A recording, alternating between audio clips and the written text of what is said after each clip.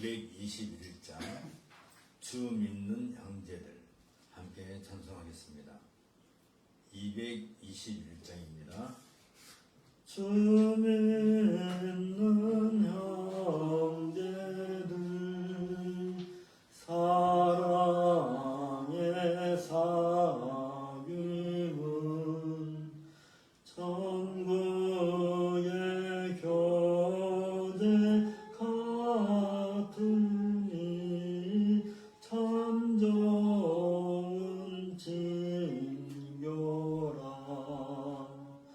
하나님 보좌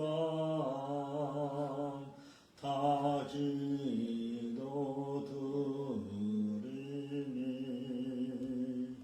우리의 믿음 소망이 주 안에 하나라. 지차의 슬픔과 수고를 나누고 늘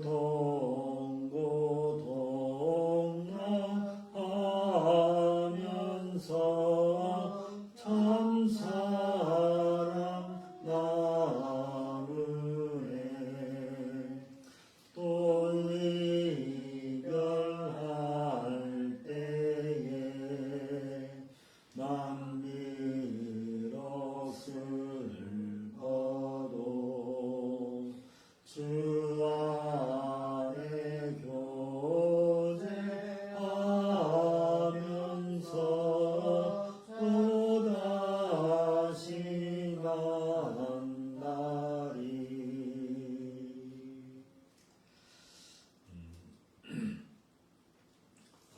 추석이 지나고 가을이 본격적으로 시작이 된 것 같습니다. 무더웠던 여름철을 지나고 이제 선선한 이제 가을 바람도 불고 또 우리 마음도 이렇게 좀 새롭게 리프레시하는 그런 계절이 되지 않나 생각이 듭니다. 안타까운 소식을 또 우리가 듣고 있습니다. 노승수 목사가 어제 이렇게 쓰러져가지고 출혈이 다시 생겨서 CT 촬영을 했는데 뇌출혈이 이렇게 아직 진행 중인 것 같습니다. 그래서 부득이 오늘 아침 8시에 다시 중환자실로 옮겼는데 이 모든 과정에서도 또 하나님께서 은혜 베풀어 주시고 또 의료진들에게 지혜를 주셔서 큰 무리 없이 잘 치료가 진행되기를 우리가 함께 기도했으면 좋겠습니다. 묵상 기도하고 예배 시작을 하겠습니다.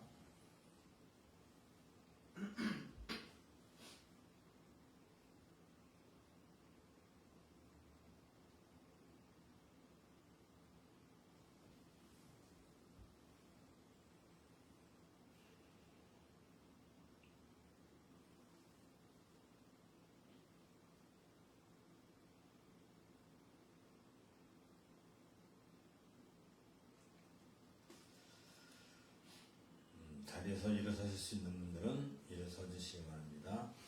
예배 시작하겠습니다. 우리 마음을 주님께 들어올려 함께 고백합시다. 우리의 도움은 천지를 지으신 여호와의 이름에 있도다. 예비로 보신 말씀은 시편 72편 1절과 4절입니다. 하나님이여 주의 판단력을 왕에게 주시고 주의 공의를 왕의 아들에게 주소서. 그가 주의 백성을 공의로 재판하며 주의 가난한 자를 정의로 재판하리니 의로 말미암아 산들이 백성에게 평강을 주며 작은 산들도 그러하리로다. 그가 가난한 백성의 억울함을 풀어주며 궁핍한 자의 자손을 구원하며 압박하는 자를 꺾으리로다. 아멘. 함께 기도하겠습니다. 십자가에 못 박히신 그리스도를 믿는 자는 누구든지 멸망치 않고 영생을 얻으리라는 복음을 온 인류에게 주시고 이 복음을 믿음으로 받아 영생의 복을 누릴 수 있도록 약속해 주신 우리 주 예수 그리스도의 아버지신 하나님께 감사와 찬송을 올립니다. 에덴 동산에서 이미 범죄한 아담과 하와에게 구원을 약속하시면서 사탄을 향해 여자의 후손은 내 머리를 상하게 할 것이요 너는 그의 발꿈치를 상하게 할 것이라 라고 선언하셨습니다. 때가 참에 하나님께서는 동정녀 마리아의 태를 통해 약속하신 여자의 후손을 보내셨습니다. 그리고 마리아의 태중에 있는 그 아이를 가리켜 아들을 낳으리니 이름을 예수라 하라. 이는 그가 자기 백성을 그들의 죄에서 구원할 자이심이라 라고 밝히심으로써 구세주의 탄생을 친히 온 세상에 알리셨습니다. 이에 너희가 회개하여 각각 예수 그리스도의 이름으로 세례를 받고 죄사함을 받으라. 그리하면 성령의 선물을 받으리라 하는 말씀과 주 예수를 믿으라. 그리하면 너와 내 집이 구원을 받으리라 라는 말씀처럼 이제는 누구나 예수 그리스도를 구세주로 믿고 세례를 받는 자마다 하나님의 자녀가 되는 권세를 주시니 감사를 드립니다. 이 복음을 가볍게 여기고 무시하는 자들과 이 복음을 빈약하게 여기고 무엇인가를 더하려는 자들은 하나님의 은혜로만 구원을 받는다라는 사실을 부정하는 것과 다를 바 없습니다. 따라서 누구든 이 복음 외에 다른 복음을 전하거나 옹호하는 자들은 저주를 받아 마땅합니다. 우리에게 오염되지 않고 왜곡되지 않고 더함도 없고 모자람도 없이 순수한 복음을 듣게 하시고 그 복음을 통해 참된 믿음을 고백하고 하나님의 기업을 누리게 하신 주님께 찬송을 드립니다. 우리를 하나님의 자녀로 부르신 그 은혜에 감사드리며 이 시간에도 너희의 이름이 하늘에 기록된 것으로 기뻐하는 우리 주 예수 그리스도의 약속을 굳게 의지하며 삼일체 하나님께 경배를 드립니다. 은혜 받을 자들에게 은혜를 주옵소서. 우리 주 예수 그리스도 이름으로 기도합니다. 아멘. 찬송가 1장 만복의 근원 하나님 함께 찬송하겠습니다.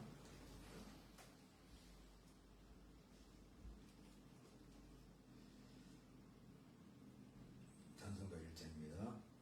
만복의 근원 하나님 온 백성 찬송 드리고 저천사여 찬송하세 찬송 성부 성자 성령 아멘. 자리에 앉으시기 바랍니다. 우리를 죄의 고백으로 푸시는 말씀은 이사야 11장 1절부터 5절입니다. 나눠서 교독하겠습니다. 이새의 줄기에서 한 싹이 나며 그 뿔에서 한 가지가 나와서 결실할 것이요 그의 위에 여호와의 영 곧 지혜와 총명의 영이요 모략과 재능의 영이요 지식과 여호와를 경외하는 영이 강림하시리니 그가 여호와를 경외함으로 즐거움을 삼을 것이며 그의 눈에 보이는 대로 심판하지 아니하며 그의 귀에 들리는 대로 판단하지 아니하며 공의로 가난한 자를 심판하며 정직으로 세상에 겸손한 자를 판단할 것이며 그의 입에 막대기로 세상을 치며 그의 입술의 기운으로 악인을 죽일 것이며 공의로 그의 머리띠를 삼으며 성실로 그의 몸의 띠를 삼으라. 함께 묵상 기도하겠습니다.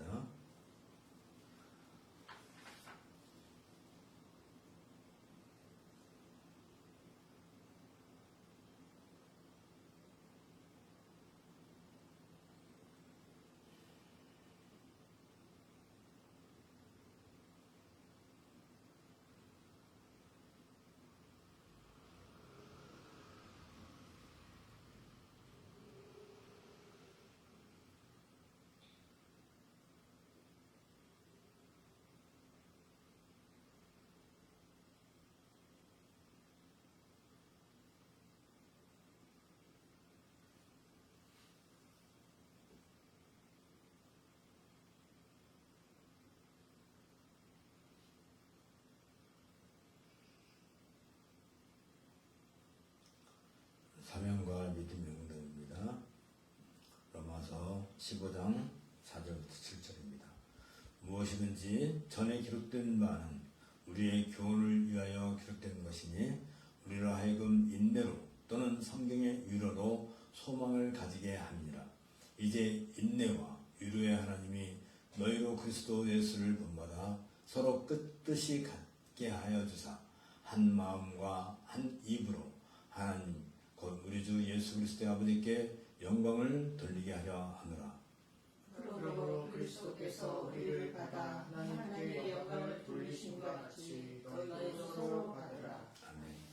찬송가 14장 주 우리 하나님 함께 선성하겠습니다.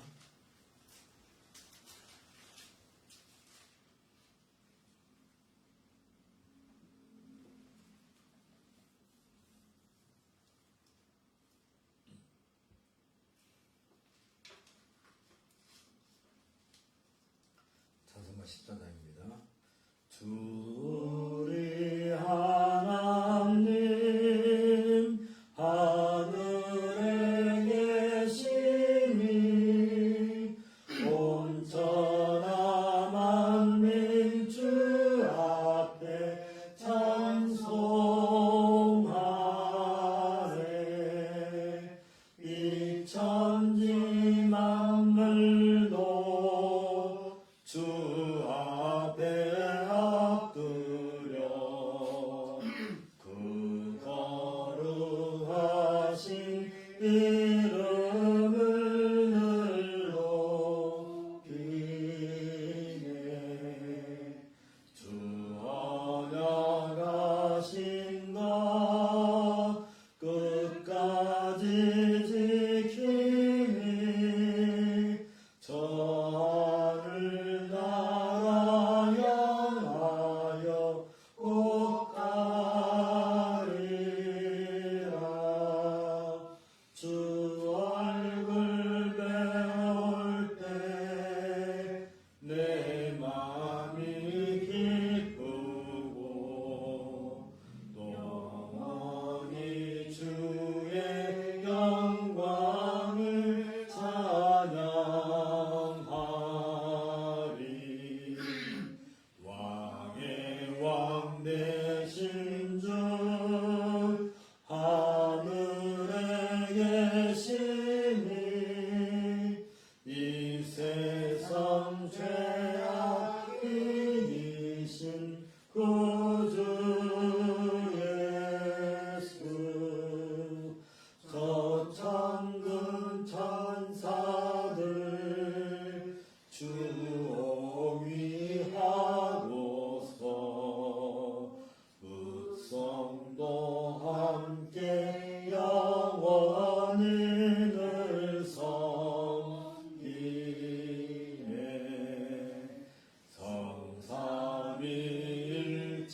성삼위일체께 승리한 무리들 다 기쁜 소리 높여서 감사드려. 창조주 하나님 내 주님 되시니 주 앞에 나도 엎드려 경배하네. 아멘.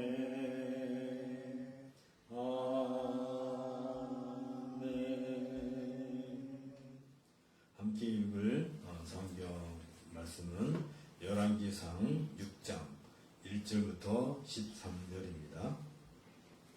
열왕기상 6장 1절부터 13절 교독하도록 하겠습니다. 이스라엘 자손이 애굽 땅에서 나온 지 480년이요 솔로몬이 이스라엘 왕이 된 지 4년 15월 곧 둘째 달에 솔로몬이 여호와를 위하여 성전 건축하기를 시작하였더라.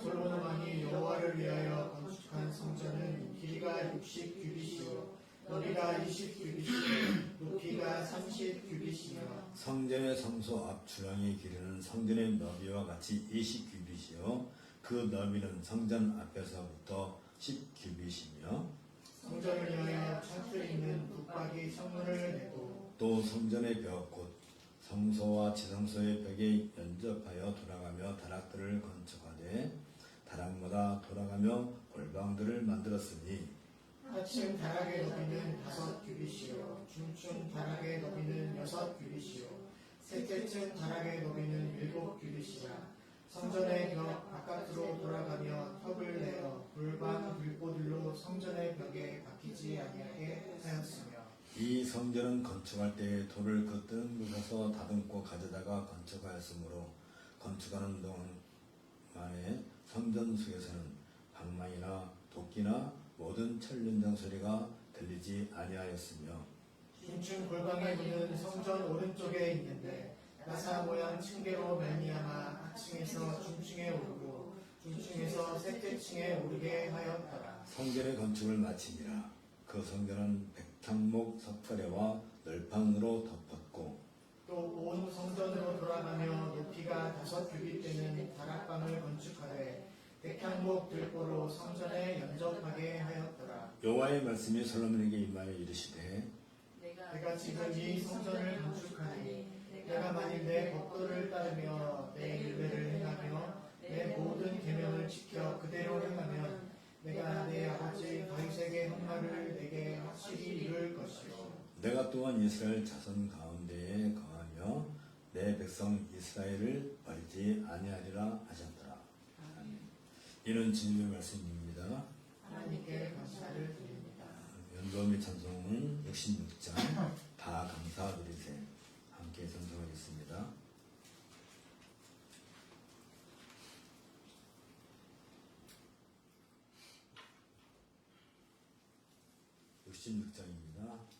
다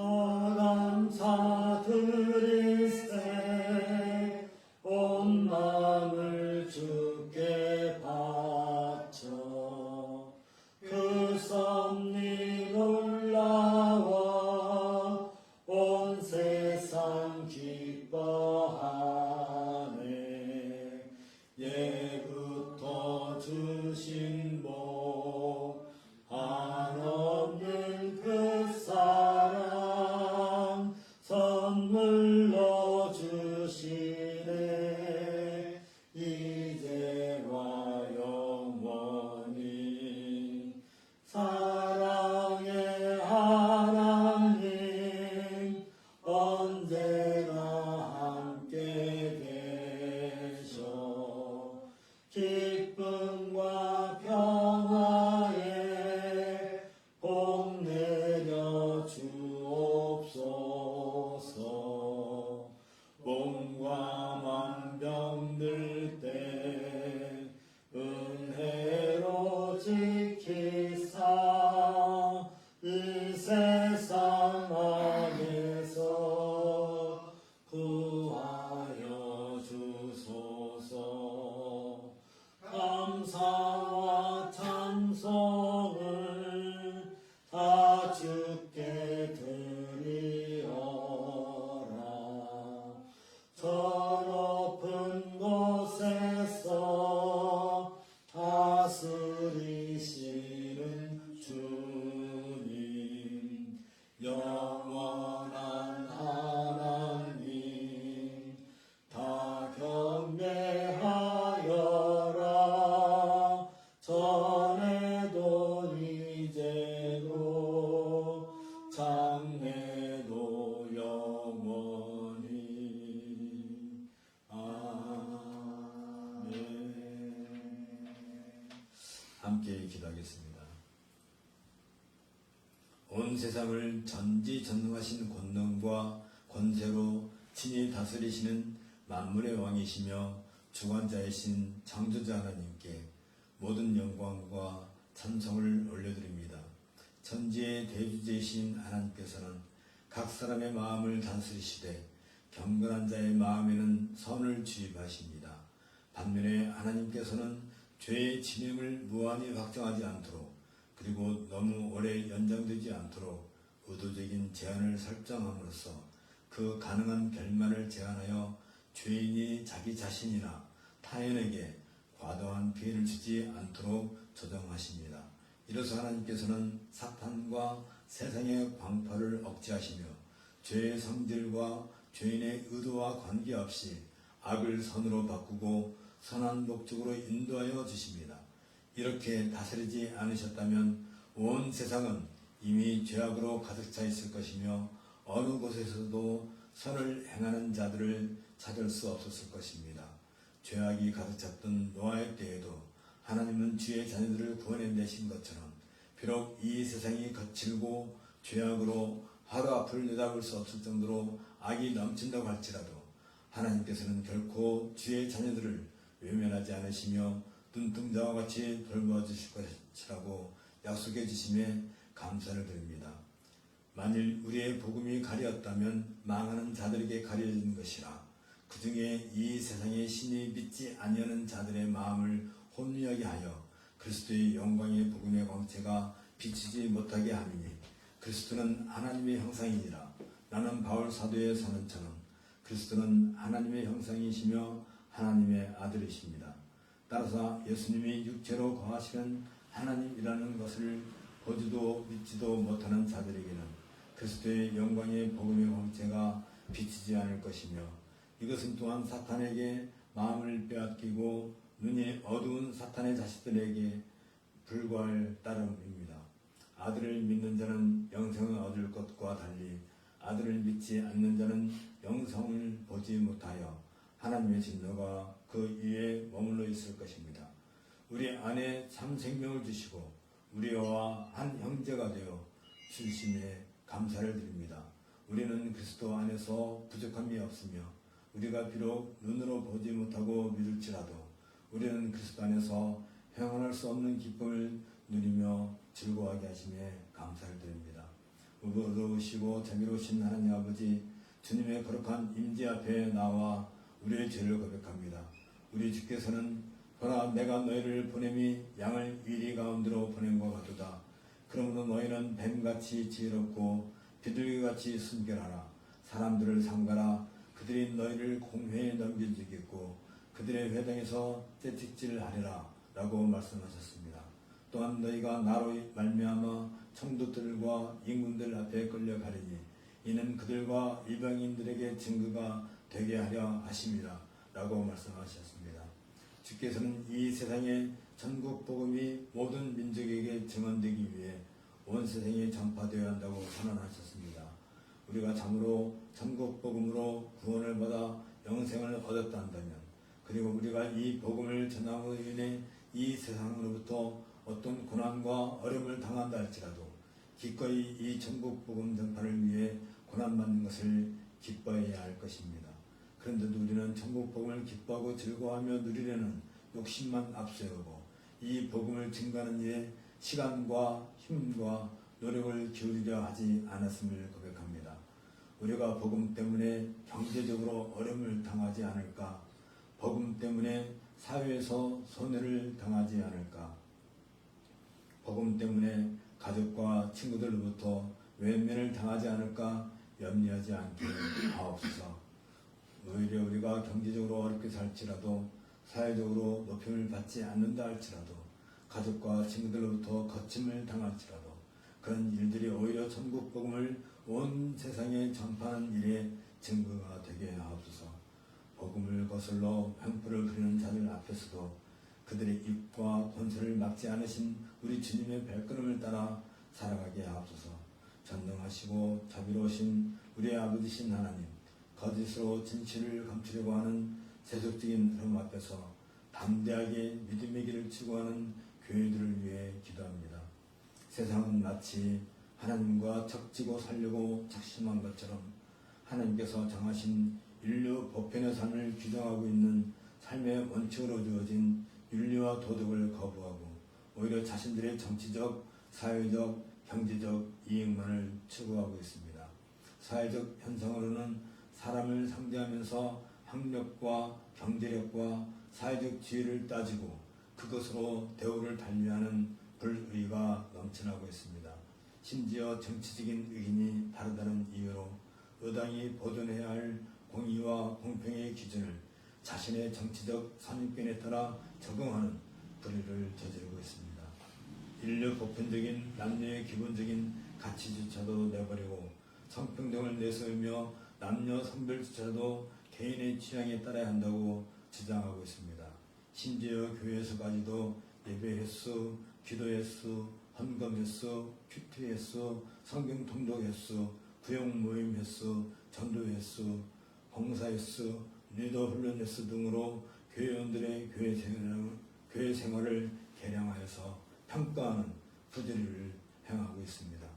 때가 이르니 사람이 바른 교훈을 받지 않으며 귀가 가려워서 자기의 사역을 따를 스승을 많이 두고 또 그 길을 진리에서 돌이켜 허탄한 이야기를 따르더라 라는 경고를 두려워하게 하옵소서. 하나님의 진노가 불의로 진리를 막는 사람들의 모든 경건하지 않음과 불의에 대하여 하늘로부터 나타나느니 이는 하나님을 알만한 것이 그들 속에 보임이라.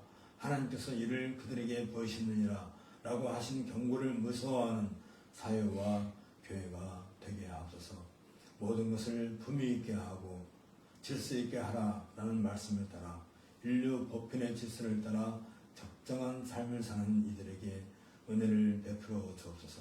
오늘도 만유의 그리스도께서 주시는 은혜 안에서 삼위일체 하나님께 경배를 드립니다. 살아서나 죽어서나 그리스도 예수만이 유일한 위로가 되게 하옵소서. 우리 주 예수 그리스도 이름으로 기도합니다. 아멘. 개요와 신앙 11번째 시간으로서 에베소서 2장 11절부터 22절 본문으로 해서 성도들의 교통이라는 제목으로 함께 말씀을 생각하고자 합니다.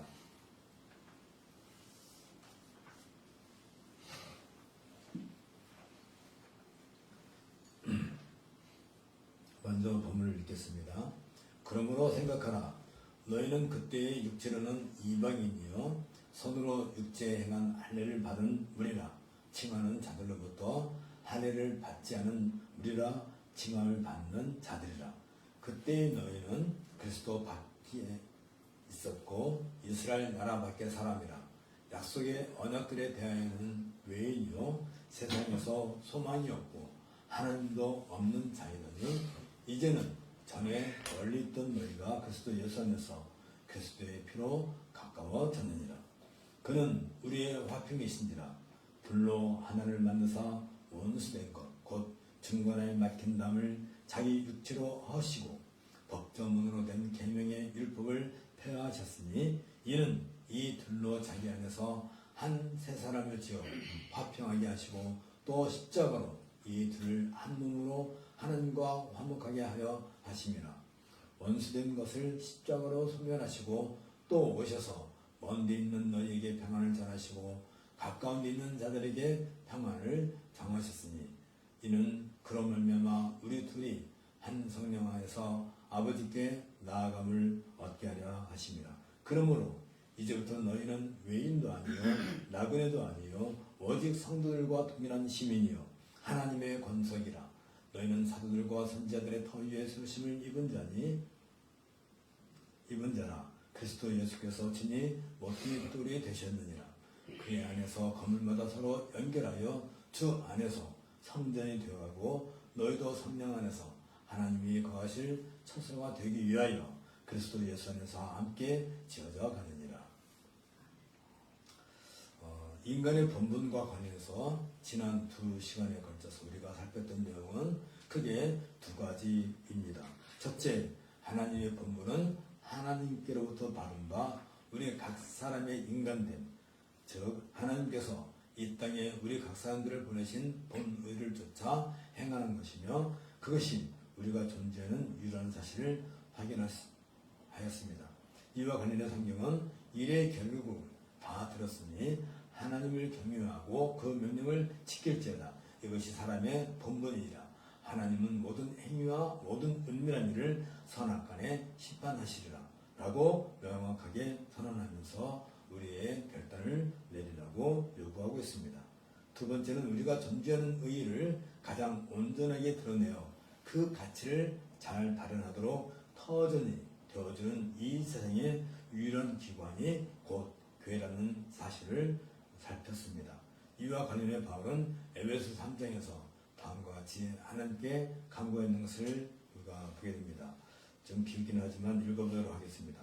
이름으로 내가 하늘과 땅에 있는 각 족속에게 이름을 주신 아버지 앞에 무릎을 꿇고 비노니 그의 영광의 풍성함을 따라 그의 성령으로 말미암아 너희 속사람을 육류로 강건하게 하시오며 믿음으로 말미암아 그리스도께서 너희 마음에 계시게 하시었고 너희가 사랑 가운데 뿌리가 맞추고 터가 굳어져서 능히 모든 성도와 함께 지식에 넘치는 그리스도의 사랑을 알고 그 너비와 길이와 높이와 깊이가 어떠함을 깨달아 하나님의 모든 충만하신 것으로 너에게 충만하게 하시기를 구하노라. 우리 가운데서 역사하시는 능력대로 우리가 구하거나 생각하는 모든 것에 더 넘치도록 능히 하실 이야기에 교회 안에서와 그리스도 예수 안에서 영광이 되도록 영원 무궁하기를 원하노라. 아멘. 여기에서 바울은 교회 안에서 그리고 그리스도 예수 안에서를 동등한 위치에 놓고 있습니다. 교회 안에 있다는 것은 곧 그리스도 예수 안에 있다는 의미이며 또한 그리스도 예수 안에 있다는 것은 곧 교회 안에 있다는 의미와 같습니다. 동시에 교회 안에 있다는 것은 그리스도 예수 안에 있는 교회 안에 있다는 말이며 그리스도 예수 안에 있다는 것 역시 그리스도의 몸된 교회 안에 있다는 그런 의미와 같습니다. 그러한 위치에 있을 때 우리 가운데 역사하시는 능력대로 우리가 구하거나 생각하는 모든 것에 더 넘치도록 능히 이루시는 하나님께 영원 무궁히 영광이 넘치게 될 것이라 라는 동일한 목적을 이루게 되는 것이고 바로 이 목적을 위해 우리가 존재하고 있다는 사실을 분명하게 성경은 밝히고 있습니다. 따라서 교회는 마땅히 신자 각 사람의 존재의 의미를 드러내고 그 가치를 발생할 수 있도록 하기 위한 여건을 마련해 주어야 합니다. 그 여건을 마련해 주기 위해 교회가 행사하는 권능을 가리켜서 은혜의 방도라고 합니다. 특별히 이 은혜의 방도인 순수한 말씀 선포와 신실한 성령의 집행과 공교의 기도는 다른 것이 아닌 오직 교회의 공적 예배를 통해 시행하게 됩니다. 예배를 떠나서 은혜의 방도가 가져다주는 하나님의 은혜를 나누거나 들을 수 없다는 것입니다.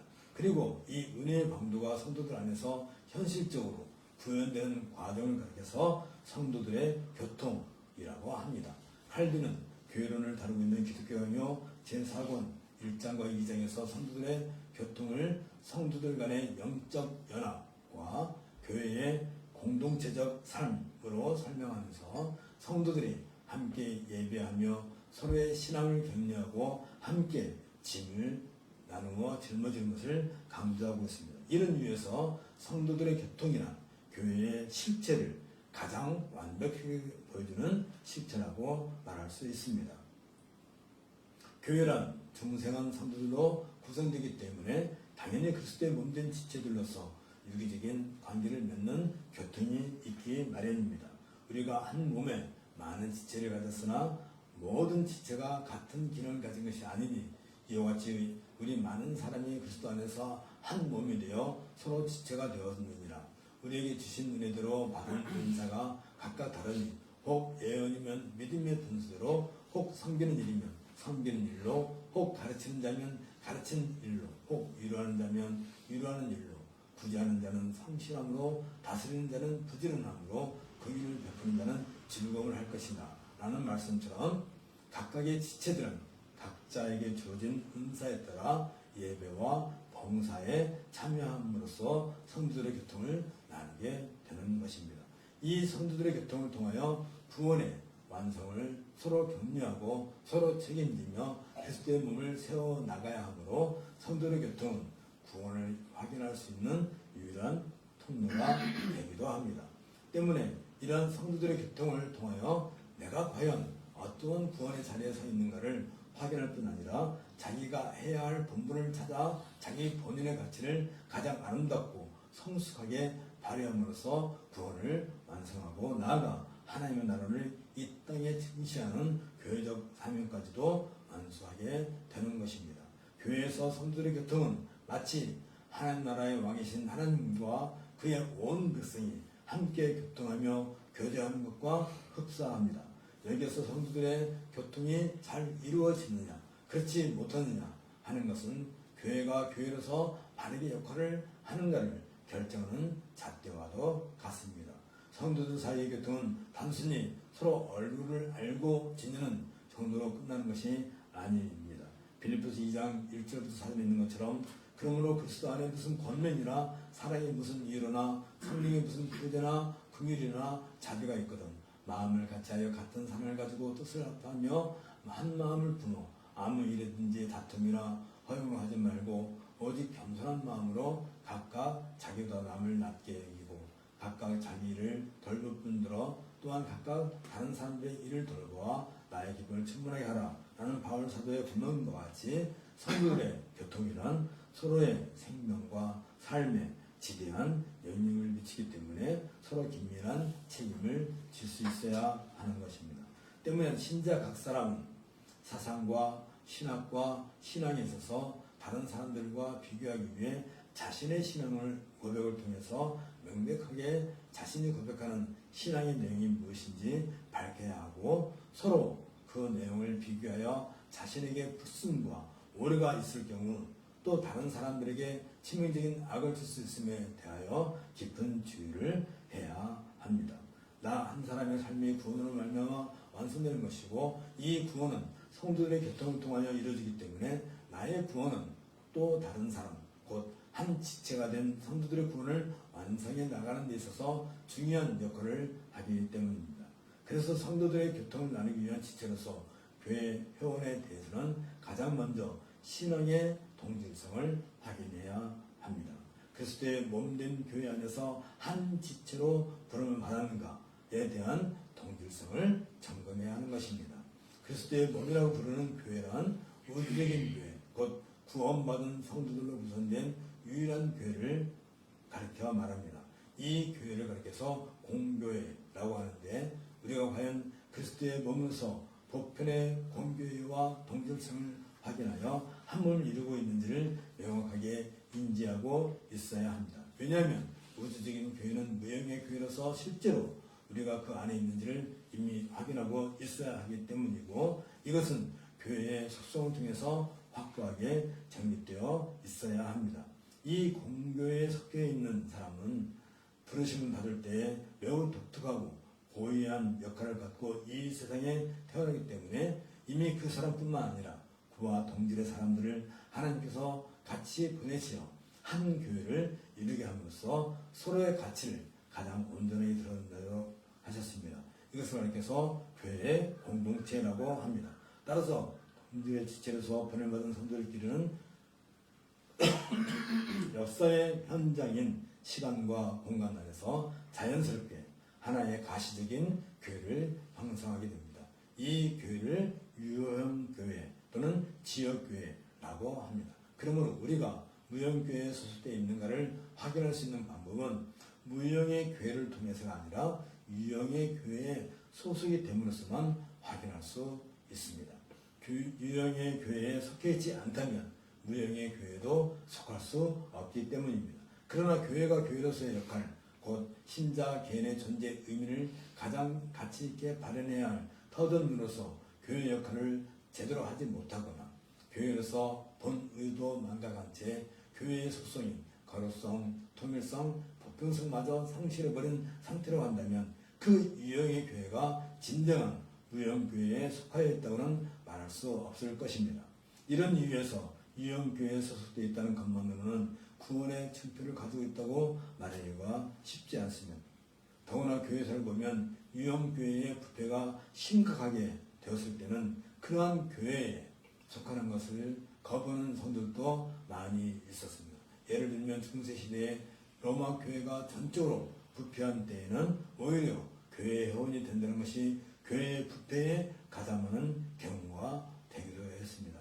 그런 시대의 성도들에게는 교회 회원이 되는 것 말고도 하나님께서 특별한 은혜를 주시어 자기의 신앙을 스스로 지키고 확인해 나가는 가운데서 구원을 이루어 나갈 수 있도록 허락해 주셨습니다.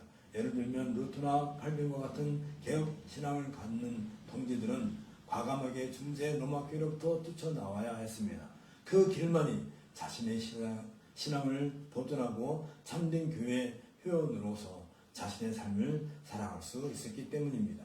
그런 경우는 아주 특별한 일이며 어떤 형편상 제한된 기간에 그와 같은 은혜가 주어지는 것이지 일반적인 상황이라고는 할 수 없습니다. 특별히 유형의 교회가 전혀 세워질 수 없는 지역이거나 사회라든지 아니면 교회가 성도체 부패해서 도무지 교회 안에 있다가는 오히려 구원을 이룰 수 없을 정도로 타락한 사회의 경우에는 신실한 성들에게 한정적으로 그러한 은혜를 주시는 것입니다. 우리나라 같은 상황을 보더라도 교회가 모두 극도로 타락해서 더 이상 교회라고 할 수 없다거나 혹은 모두가 진정한 교회라고 단정할 수도 없는 상태이기 때문에 저도 교회에 속해 있다든지 속하지 않았다는 것이 구원의 증표가 되는지 안 되는지를 단정하기는 쉽지 않습니다. 중요한 것은 먼저 그 교회가 참 교회의 표지와 교회의 속성 등을 통해서 하나님께서 세우신 교회인가를 확인하지 않는 한 그 교회에서 구원의 표정을 얻을 수 없다는 성경의 가르침에 관심과 주의를 기울여야 합니다.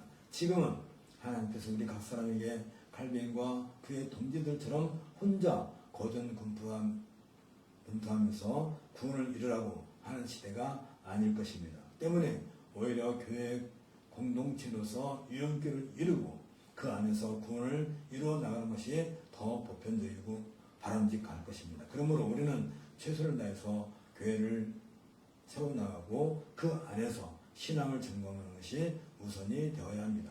왜냐하면 어느 시대든지 신자 개인이 자기 혼자서 살 수 있도록 번영을 받은 경우가 거의 없었고 함께 한 몸인 교회를 이루어야 할 지체들을 보내어 그들과 더불어 하나의 유형교회를 이루어가고 함께 하나님의 나라를 세워나가도록 하셨기 때문입니다.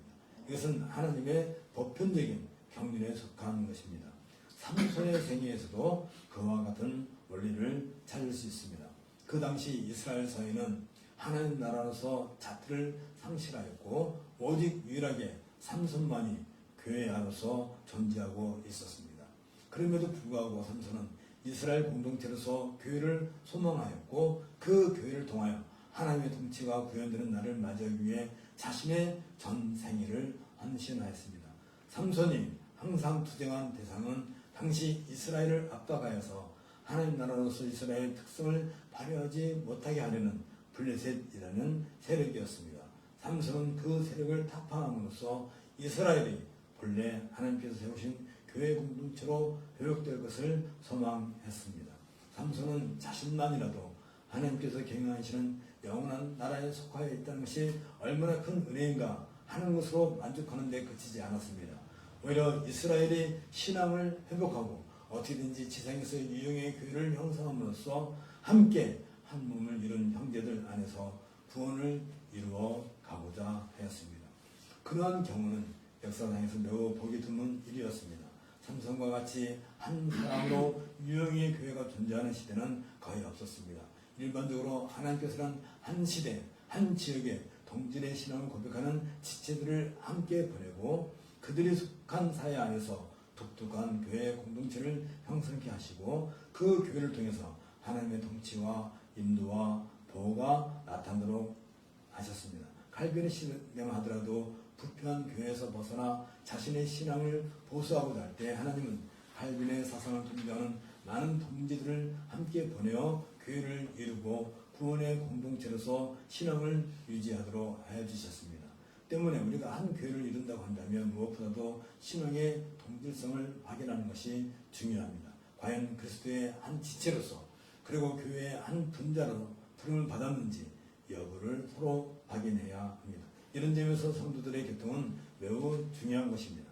진정한 성도들의 교통을 나누기 위해서는 내가 속한 이 교회가 과연 역사 안에서 하나님께서 세우신 교회인가 그리고 역사적인 사명의식을 가지고 있는가를 먼저 점검해야 합니다. 왜냐하면 역사적인 사명의식을 가지고 있어야 그것을 근거로 신앙의 동질성을 확인할 수 있기 때문입니다. 또한 역사적인 사명의식이 있어야 그 교회만의 고유하고 독특한 존재의 의미를 서로 알게 되기 때문입니다. 이처럼 먼저 교회의 사명의식을 확인한다는 것은 교회의 존폐가 달린 문제이기도 합니다. 그러기 위해 교회가 가지고 있는 다음 몇 가지의 독특한 속성을 우리는 점검해야 합니다. 하나는 교회는 하나님의 통치기관이라는 사실입니다. 교회는 하나님께서 그의 법을 가지고 그의 백성을 다스리시는 기관입니다. 어느 지역에 유형의 교회가 있다면 그 자체가 하나의 사회이며 국가입니다. 그 안에는 하는 나라의 시민들이 살고 있고 그들의 삶이 역사를 진행시켜 나가게 되기 때문입니다. 또한 역사가 진행할 때 거기에는 문화가 발생하게 되며 그 결과 각각의 교회는 독특한 문화를 형성하게 됩니다. 이 문화를 세워나가는 것이 바로 그 교회의 시대적 사명의식입니다. 곧 교회가 가지고 있는 사명의식에 따라 그들의 역사 진행의 결과로서 그 교회만의 독특한 문화가 형성됩니다. 이 점을 본다면 교회의 역사가 길면 길수록 독특한 문화를 찬란하게 꽃피워야 할 것입니다. 물론 몇십 년의 세월을 가지고 역사라고는 할 수 없으나 이미 교회는 바벨탑 사건 이후 4,000년 이상의 역사를 간직하고 있습니다. 그리고 신약시대 오순절 이후의 교회만 해도 2000년의 유구한 역사가 있습니다. 그리고 지금 이 시대의 교회라 할지라도 역사 안에서 적어도 500여 년 동안 개혁교회의 전통을 이어오고 있기에 그 역사의 열매로서 고유한 교회의 문화를 형성하고 있어야 하는 것입니다. 이 시대의 교회는 지금까지 흘러온 역사의 정점에 서서 교회의 문화의 결정체로 찬연히 빛나고 있어야 합니다. 그 문화를 바탕으로 세속 국가에 대하여 하나님 나라의 문화가 가지고 있는 찬연함을 드러냄으로써 하나님의 영광을 선포하고 하나님의 지혜로우심을 드러내야 합니다. 이런 위치에 서 있는 것이 교회이기에 교회를 하나님 나라를 대변하는 유일한 기관이라고 그렇게 부르는 것입니다. 이렇게 엄청난 위치에 있는 교회들이 자신의 위치를 망각하고 그저 세상살이 속에서 어떻게든지 체면이나 차리고 현실이나 유지하려고 한다면 이미 교회로서 자질을 상실한 것과 다를 바가 없습니다. 두 번째, 교회는 사탄과 대적하기 위해 존재하는 전투적인 조직체라는 사실입니다. 제3교회가 가지고 있는 두드러진 속성 중 하나가 바로 전투하는 교회입니다. 대부분의 성도들이 사탄의 유혹에 빠지지 않고 사탄의 공격으로부터 보호받는 것 정도에 안심하는 것을 보게 됩니다. 그러나 교회는 그러한 소극적인 자세로 명목을 유지하기 위해 서 있는 것이 아닙니다. 적극적으로 하나님 나라를 세워나가고 그 문화를 드러내기 위해 사탄과 싸워야 할 위치에 서 있습니다. 다시 말해서 교회의 사명의식이 분명하면 거기에는 문화가 형성되기 마련이고 그 문화를 참나르고 드러내면서 하나님의 영광을 온 세상에 선포하게 됩니다. 그 과정에서 교회는 하나님 나라를 대적하는 사탄의 나라와 필연적으로 전투를 하기 마련입니다. 마치 가나안에 입성하는 이스라엘 백성이 그곳에서 하나님 나라를 건설하고 그 문화를 이룩하기 위해 가나안 주민들과 치열한 전투를 벌였듯이 이 시대의 교회도 하나님 나라를 확장하고 그 문화를 창달하기 위해서는 이를 대적하는 사탄의 세력과 싸워서 승리해야 합니다. 그러기 위해 교회는 사탄의 절개들과 싸우는 군대로서 훌륭한 군대가 되기 위해 잘 훈련된 병사들로 구성이 되어 있어야 하며 신앙 고백이 같은 신앙의 동지들로서 조직되기 위해서는 서로 신앙을 확인해야 합니다. 중대한 전투를 치러야 할 교회가 그 기본적인 자원으로서 구성된 성도들의 신앙이 일치하지 않고 있다면 결코 효과적인 전투를 수행할 수 없기 때문입니다. 하나의 깃발 아래에는 하나의 군대가 있습니다. 그러한 군대 조직이어야 다른 군대와 연합하여 전투에 임할 수도 있습니다. 하나의 깃발 아래 질이 서로 다른 여러 군사들이 엉켜 있을 수는 없습니다. 각 교회는 독특한 존재 의미가 있으며 그에 따라 신앙 고백이 일치한 성도들이 훈련을 통해 군사로 장성하여 하나님 나라의 거룩한 전투 임무를 수행해야 하는 것입니다. 세 번째로 교회 안에서만 인생의 본분을 다할 수 있다는 사실입니다. 이와 같이 교회가 하나님의 통치 기관으로서 사명 의식이 투철하고 그 나라를 위해 사탄과 싸울 수 있는 장성한 군대로 성장했을 때 비로소 그 교회 안에서 각각의 성도들은 비로소 자기의 위치와 역할을 확인하게 됩니다. 하나님 나라의 문화를 건설하기 위한 사명의식을 가지고 사탄과 싸우기 위해서는 무엇보다도 조직이 잘 되어 있어야 합니다.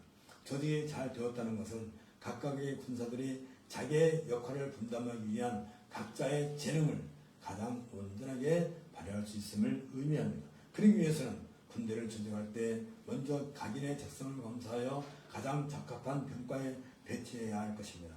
각 성도들마다 가지고 있는 개성과 적성을 방황하여 각각의 역할을 분담해야 하는 것입니다. 그리하여 교회의 성도들은 각자의 은사에 따라서 고유한 역할을 맡게 됩니다. 그것이 곧 교회의 직분입니다. 또한 그 직분을 행사함으로써 성도로서 본인의 가치가 가장 아름답게 드러나게 되는 것입니다. 이처럼 교회 안에서 자신의 역할을 파악하여 최선을 다할 때 바로 하나님의 뜻을 이루는 자리에 서 있게 됩니다. 이런 자리에 서 있어야 하나님께 정당한 기도를 드릴 수 있으며 하나님 나라의 전 역사 안에서 자신의 독특한 역할을 성취함으로써 하나님의 깊은 뜻을 이루어 가게 됩니다. 늘 얘기하듯이 우리는 전 역사를 경영하시는 하나님의 섭리를 이해하고 그런 하나님의 깊으신 뜻이 역사의 현장에서 어떻게 성취되고 있는가를 보면서 하나님의 경륜을 바라보고 그 안에서 우리 교회가 가야 할 길을 찾아서 각자의 인생이 선한 열매를 맺는 삶을 살아야 합니다. 바로 이것이 인생의 선이라고 할 것입니다. 이런 길에 서 있는 사람에게 우리가 알고 있는 하나님을 사랑하는 자, 곧 그 뜻대로 부르심을 입은 자들에게는 모든 것이 합력하여 선을 이루느니라 라는 말씀이 성취되는 것이고 그 결과가 바로 구원의 완성인 것입니다. 우리 함께 기도하겠습니다. 섭리와 경륜 가운데 전 역사를 통치하시고 보존하시는 전능하신 하나님, 우리가 하나님 나라의 백성으로 부름을 받은 성도들로서 마땅히 하나님을 사랑하고 우리의 이웃으로 함께 교회를 이루게 하신 교회 지체들을 사랑하게 하시니 감사를 드립니다. 이에 우리는 하나님께 예배를 드리며 우리의 형제 자매들을 위해 봉사함이 마땅합니다. 그와 같은 바탕 위에서 교회가 역사의 현장에서 우뚝 세워져 나갈 수 있으며 그런 의식을 가지고 있는 교회로서 고유한 사명을 수행하고 그 안에서 성도들은 각각에게 주어진 본분을 다하게 됨으로써 마침내 하나님의 나라가 완성되는 일에 참여하게 될 것입니다. 이제 우리 마음이 참으로 그리스도를 본받게 하시고 그리스도의 무한하신 사랑에 힘입어 하나님을 사랑하고 우리의 지체들을 서로 사랑할 수 있는 마음을 풍성하게 내려주옵소서. 이러한 풍성한 은혜 가운데서 부활하신 그리스도의 능력을 힘입고 마침내 그리스도의 군사로서 사탄을 대적하고 그 나라를 부숴서 하나님의 거룩한 나라와 문화를 건설할 수 있게 될 것입니다. 그러기 위해 마음을 다하여 하나님을 사랑하는 일과 성도들 사이에 온유한 사랑으로 서로 기쁨을 맛볼 수 있는 성도들의 교통이 우리들의 삶을 통해 이루어지게 하옵소서. 우리 주 예수 그리스도 이름으로 기도합니다. 아멘. 같이 일어나셔서 찬송가 210장 시원성과 같은 교회 함께 찬송하겠습니다.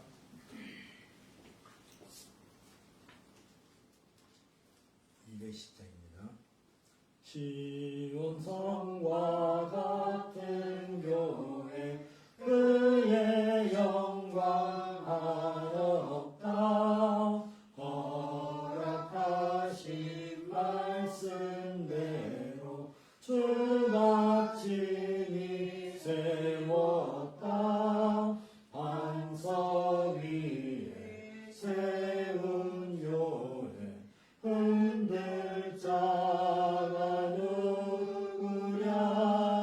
모든 원수 에워싸도 아무 근심 없도다.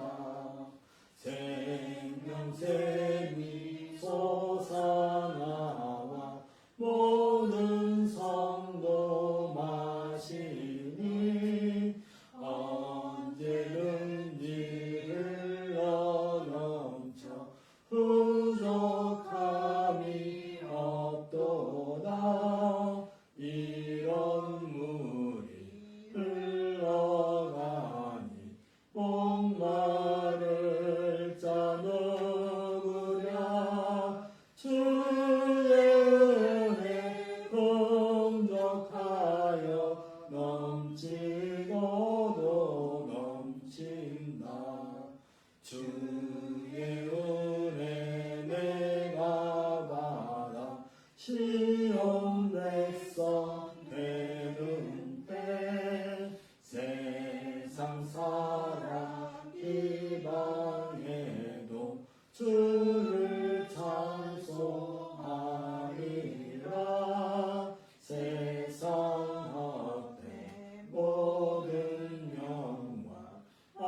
같지만 개 같으나 주의 자녀 받을 복은 영원 무궁하도다. 아멘. 주 예수 그리스도의 은혜와 하나님의 사랑과 성령의 교통하심이 너희 무리와 함께 있을지어다. 아멘. 찬송가 3장 성부 성자와 성령 함께 성명하겠습니다. 성부 성자와 성령 찬송과 영광 돌려 보내세. 태초로 지금까지 또 영원 무궁토록 성삼위께 영광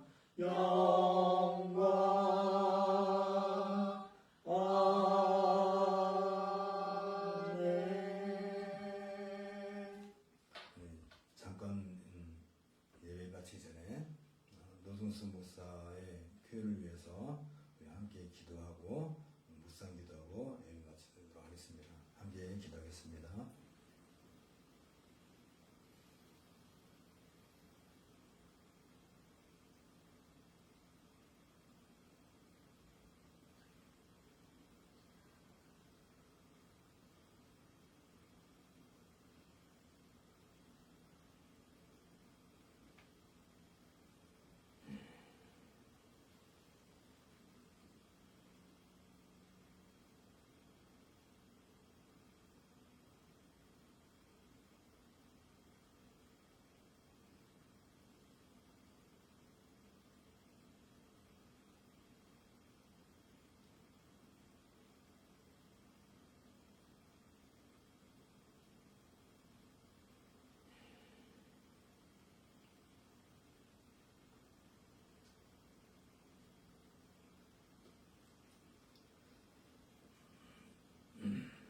주일 예배를 마쳤습니다.